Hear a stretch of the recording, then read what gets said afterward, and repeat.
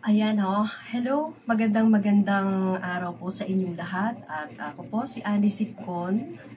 So, ngayon po ay pag-usapan natin ang kalagayan ng Maynila. At syempre, lingid naman sa ating kaalaman na patok ang mga Duterte ngayon, no, sa ating bansa. No, so, hindi na po ako magpapaligoy-ligoy.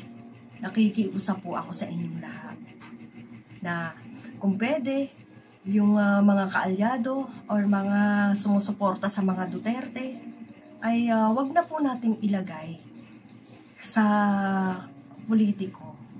Wag na po nating ilagay sa ating bansa.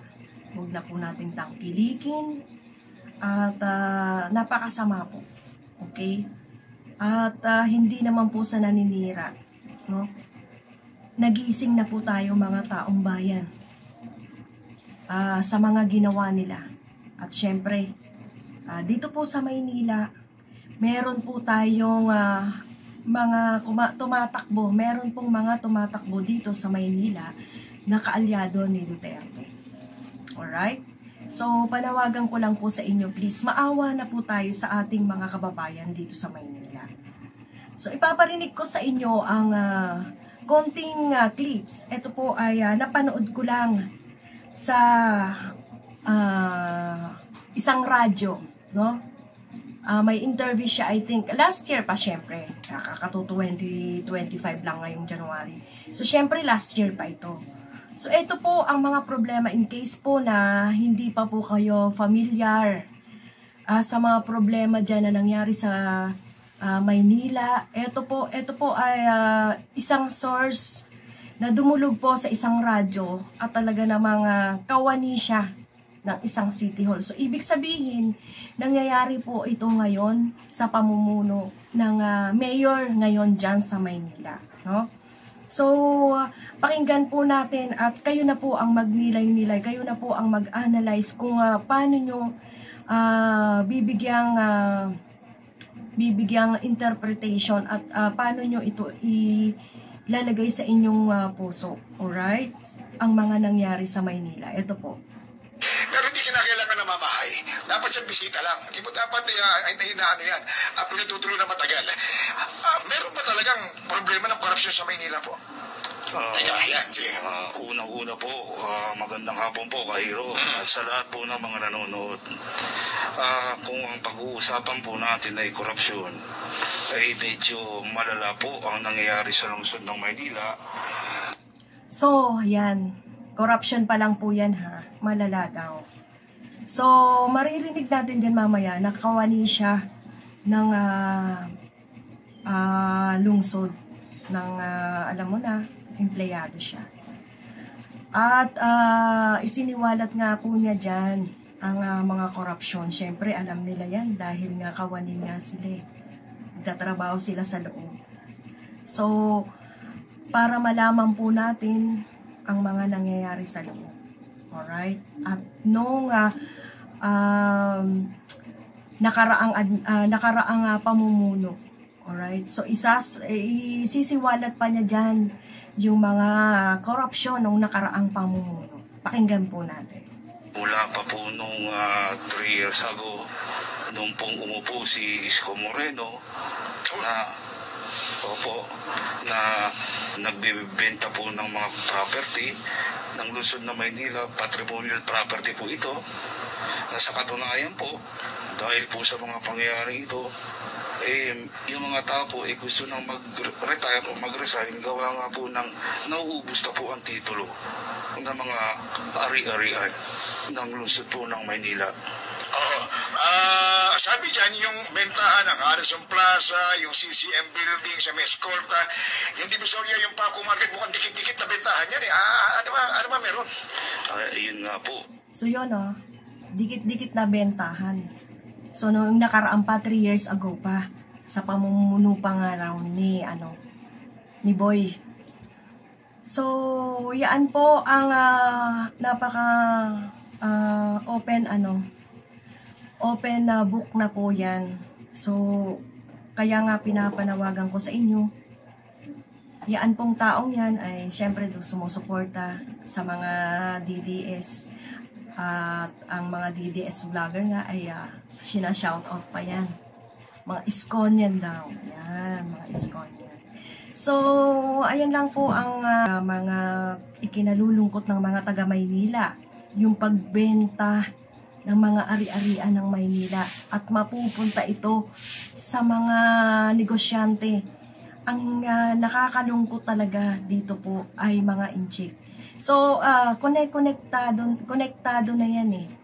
Konekta na yan. Dahil ang mga inchik po, last administration ay talaga namang namayagpag dito sa Maynila, sa Pilipinas. Di ba po? So, sana po ay sa panawagan kong ito ay mamulat, no? Higit sa lahat dyan sa Maynila. Alam nyo naman po na sinusuportahan natin si Super Mara Tamundong. So, ang ang panawagan kahit naman ang mga BBM loyalist ay nananawagan po ng pagbabago. So, since pagbabago po ang pinapanawagan, bago po tayong mamumuno, yung walang bahid naman po. At syempre, ayaw na natin bumalik nga naman ang mga Duterte. Huwag na natin pabalikin din ang mga sumusuporta kay Duterte dahil gano'n na naman po yun. Lilinlangin na naman po tayo. Huwag niyong sabihin na hindi na yan magbibenta, hindi na yan gagawin. Hindi po tayo makakapagpakakampante. Gagawin pa rin po yan. Kaya po talaga nananawagan po kami ng taos-puso. Ang ilahalal po natin ay bago naman. Yung walang bahid ng pangurakot, walang bahid ng pagpapayaman, hindi magpapayaman sa panunungkulan. Alright? Kasi nagawa na po nila eh. So, madaling-madali na lang po yan na magawa nila. Alright? Pakinggan pa natin konti na lang. At may part 2 pa to, ha? Kami rin po mga kawani ay nagtataka. Kawani. At ang tangi lang po nilang kayang sabihin ay dahil daw po sa pandemic. Pero alam po natin na ang pandemic ay tumama sa buong mundo. Yes. Kaya binenta raw, yan lagi ang kanyang paliwanag. Bakit nga ba binenta? Kasi aminado na siya na binenta niya eh. Dahil nga raw sa pandemic at itinulong nga ito sa mga netizens ng Maynila. Bakit naman ang ibang city, ang ibang lugar, halimbawa na lang itong Parañaque, Las Piñas, Pasig, bakit naman hindi nagbenta ng mga ari-arian at para itulong sa kanilang mga nasasakupan? Bakit siya nagbenta? At take note, ha? Nagkautang-utang pa. Po sabihin, hindi lang po ang lungsod ng Maynila ang apektado na kagaya ng gusto nilang palabasin. Yun ay dinadahilan nila dahil sa pandemic. Opo, yun po ang dinadahilan kesyo dahil na po sa pandemic ginamit ang pondo, samantalang umutang din po ng 15 bilyon ang lungsod ng Maynila. Yes, open book din po yan na may utang talaga ang Maynila. Alright? So, yan na lang po, yan lang po muna ang aking maishishare sa inyo. Sa mga ibang araw ay magsishare pa po ako sa inyo kung bakit wag nyo pong ibuboto ang mga kaalyado ni Duterte. Kasi po, parang sila eh, may mga pattern po na nangyari eh, na pare-pareho sila ng ginagawa. Alright? Chinese, di ba?